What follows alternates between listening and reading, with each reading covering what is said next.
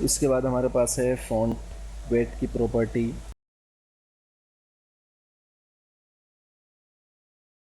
Font wait की property में क्या होता है कि ये कंट्रोल करता है टेक्स्ट के बोल्डनेस और थिकनेस को। और नॉर्मल इसकी डिफ़ॉल्ट वैल्यू जो है वो बोल्ड है। फ़ॉन्ट वेट की नॉर्मल वैल्यू जो है वो इसकी डिफ़ॉल्ट वैल्यू है। तो इसी तरह इसको भी हम तमाम प्रॉपर्टियों में ही तमाम तीन चार उसमें एक साथ ही कर लेते हैं।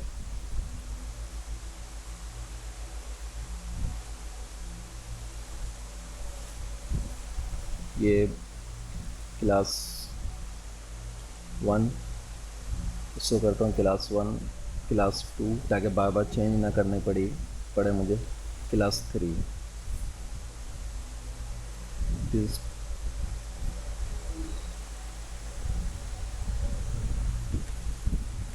This is one paragraph.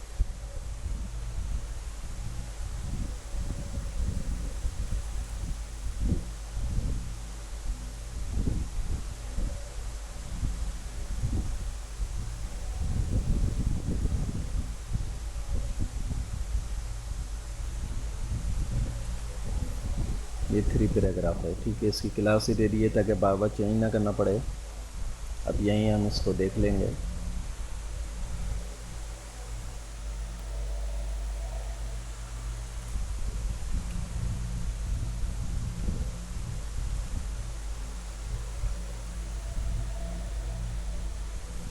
Font wait, font wait इसको मैं देता हूँ लाइटर। इसकी वैल्यू लाइटर देता हूँ। और 2, इसकी वैल्यू देता हूँ बोल्ड।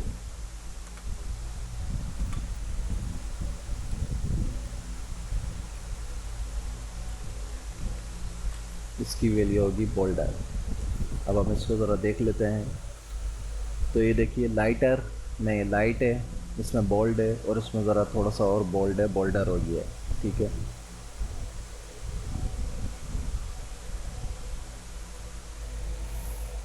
तो लाइटर फ़ॉन्ट वेट के अंदर आपने 3 वैल्यू देख लिए हैं कि लाइटर, बोल्ड, बोल्डर कैसा होता है।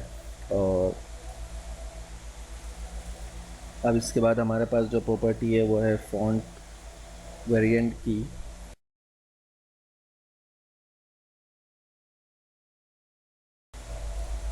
फ़ॉन्ट वेरिएंट में हमारे पास 2 ही वैल्यू होती हैं, एक नॉर्मल और एक स्मॉल कैप्स। अच्छा, ये प्रॉपर्टी करती क्या है कि टेक्स्ट को स्मॉल कैप्स में तब्दील करती है। अच्छा, दूसरी चीज़ इसमें जो इम्पोर्टेंट है वो ये है कि हर फ़ॉन्ट जो है वो इस प्रॉपर्टी को सपोर्ट नहीं करता। अगर वो फ़ॉन्ट में स्मॉल कैप्स का ऑप्शन होगा तो वो होगा, वरना नहीं होगा। इन 2 पैराग्राफ पे काम करते हैं हम। फ़ॉन्ट वेरिएंट, तो फ़ॉन्ट वेरिएंट में इसको मैं रखता हूँ नॉर्मल पे, और इसका है फ़ॉन्ट वेरिएंट स्मॉल कैप्स, ठीक है। इसको हटा देते हैं इसकी वजह। ये देखिए अब कि दिस इज़ वन पैराग्राफ जो कि नॉर्मल है जिस तरह वहाँ लिखा था, लेकिन इसके अंदर देखिए दूसरे पैराग्राफ में जो है वो तमाम अल्फ़ाबेट जो हैं वो कैपिटल में है। और जो जो मैंने कैपिटल में लिखे हैं वो बड़े हैं, बाकी जो छोटे अल्फ़ाबेट हैं स्मॉल, वो भी जो है वो कैप्स में हो गए हैं। ये प्रॉपर्टी में हमने वैल्यू दी ना स्मॉल कैप्स, तो जो स्मॉल लेटर हैं वो भी कैप्स के अंदर हो गए हैं, ठीक है। फ़ॉन्ट वेरिएंट की प्रॉपर्टी का ये काम है। इसके बाद हमारे पास प्रॉपर्टी है कलर की।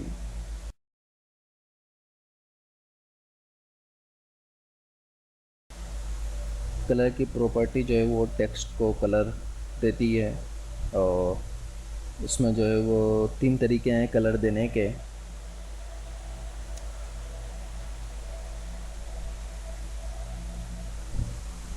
एक तो ये है कि सिंपल हम कलर लिखेंगे, कलर की प्रॉपर्टी आगे जो है वो हम कलर का नाम लिख दें, एक तरीका तो ये है। कलर रेड हो गया हमारे पास। ठीक है। दूसरा तरीका ये है कि हम HTML के अंदर मैंने आपको बताए थे हेक्साडेसिमल, जो हैश टैग से लिखे जाते हैं कलर, और फिर यहाँ पे हैश टैग हम इस्तेमाल करेंगे, और हैश टैग के बाद जो है वो इसको वैल्यू देंगे। फॉर एग्ज़ाम्पल मैं यहाँ पे वैल्यू देता हूँ ये। ठीक है। और तीसरा कि हम 8 GB कलर इसको दे दें, 8 GB ब्रैकेट ओपन क्लोज। अब यहाँ पे इसको कोई कलर हम दे दें, तो ये देखिए तीनों कलर हो गए।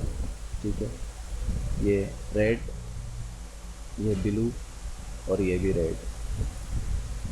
इसको अगर ग्रीन करना है तो हम इसको यहाँ पे 255 कर दें, ये ग्रीन हो जाएगा। तो ये रेड, ग्रीन, ब्लू। हम नाम भी दे सकते हैं कलर में, हेक्साडेसिमल वैल्यू भी दे सकते हैं, और 8 GB की वैल्यू भी दे सकते हैं। ठीक है। अच्छा, इसके बाद अब हमारे पास जो है वो अलाइनमेंट है, टेक्स्ट की अलाइनमेंट, हॉरिजॉन्टल अलाइनमेंट कैसे चेंज होती है उसकी, किस तरीके से उसको सेट कर सकते हैं, स्टाइल दे सकते हैं। तो उसके लिए हमें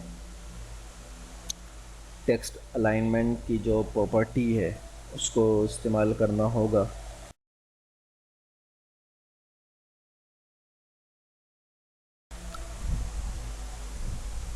तो उसके लिए सिंपल इस पैराग्राफ को मैं देता हूँ टेक्स्ट अलाइन की प्रॉपर्टी ली, टेक्स्ट डैश अलाइन, और इसको हमने वैल्यू दे दी लेफ़्ट,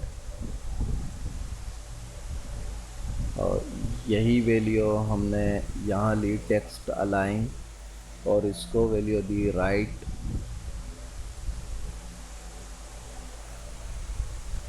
टेक्स्ट अलाइन, और इसको वैल्यू हम देंगे सेंटर।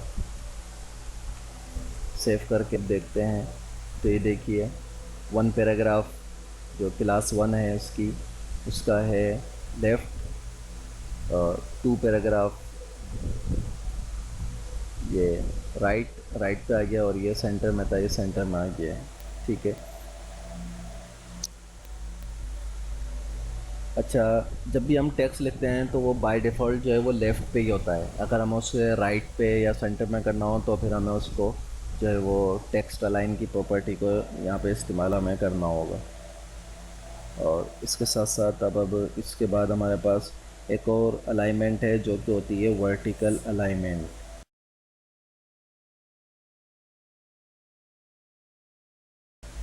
वर्टिकल अलाइनमेंट हमें इस एक लाइन में समझ में नहीं आएगी। वर्टिकल यानी इसकी 3 होती हैं, top, middle, bottom.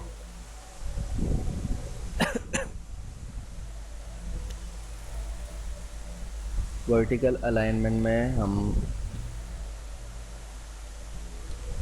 Vertical align की प्रॉपर्टी लेंगे और इसको वैल्यू दे देंगे टॉप। इसकी 3 वैल्यू होती हैं, टॉप, मिडल, बटम। लेकिन ये शायद इस एक लाइन के अंदर वाज़े ना हो, ये इस एक लाइन में वाज़े नहीं होगी।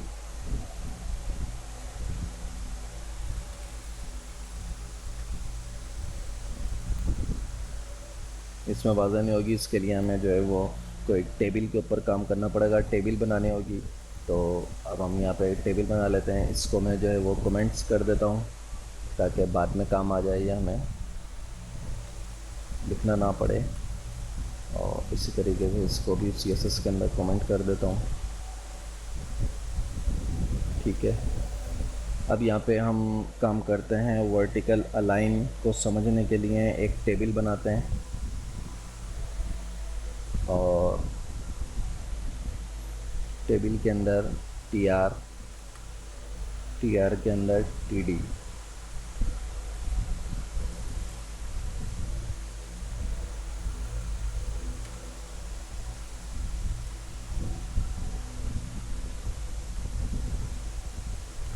और ये टेबल अभी शो नहीं हो रहा, तो इसके लिए सबसे पहले इसमें बॉर्डर दे देते हैं 1, और सेल पेडिंग इसके अंदर रख देते हैं 2, सेल स्पेसिंग इसमें रख देते हैं 0, और इसके अंदर इनलाइन भी हम स्टाइल देना चाहें तो वो दे सकते हैं कि इसकी जो हाइट है वो हम कर दें 150 px, ठीक है।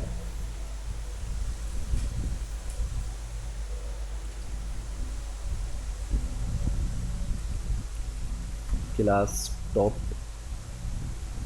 अब इसको 3 TD ले ली और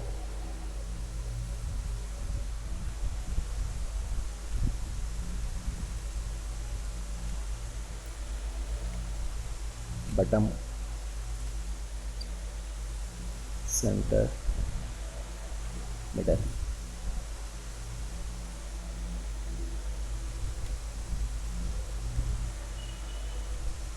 बटन, ठीक है। तो अब हमारे पास ये 3 क्लास हैं, टॉप मिडिल बटम। अब हम इन 3 क्लास पे काम करते हैं कि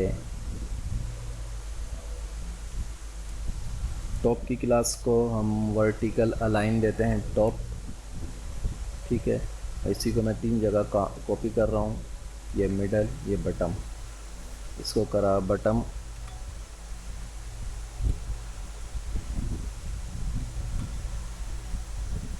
और यहाँ पे इसकी वैल्यू करी मिडल, और यहाँ पे क्लास भी इसको हमने दी मिडल, ठीक है। अब कॉपी करें तो ये देखिए टॉप पे, टॉप की जो क्लास है उसको वर्टिकल अलाइन दिए टॉप, इसको मिडल, इसको बटम, तो ये vertical top middle bottom vertical alignment हो गई, ठीक है। इसको डिलीट कर देते हैं।